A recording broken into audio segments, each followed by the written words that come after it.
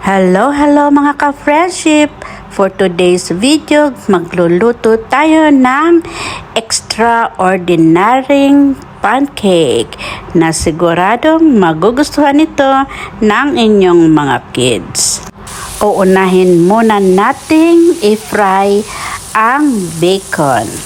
Iluluto lang natin ito without oil. Next, dahil na-prepare ko na ang butter ng ating pancake, kaya mag-uumpisa na tayong magluto.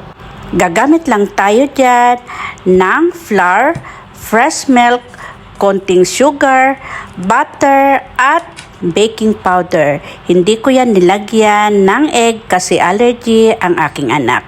Kapag naluto na, lalagyan lang natin ito sa top ng nilutong bacon at loaded with cheese para lalong ma-enhance ang flavor ng ating pancake.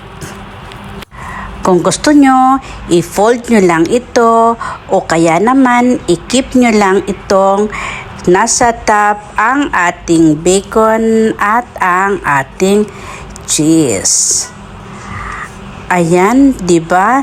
Napakasimple lang nito pero napakasarap lalo na sa mga kids. Mas maganda ang ginagawa ko para umalsa ang butter ng ating pancake.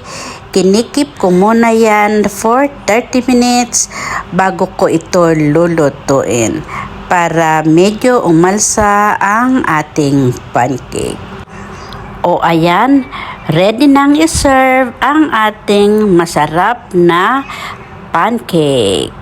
Try nyo na itong lutuin mga ka-friendship dahil masarap itong almusal, pambaon sa school o kaya naman pang merienda.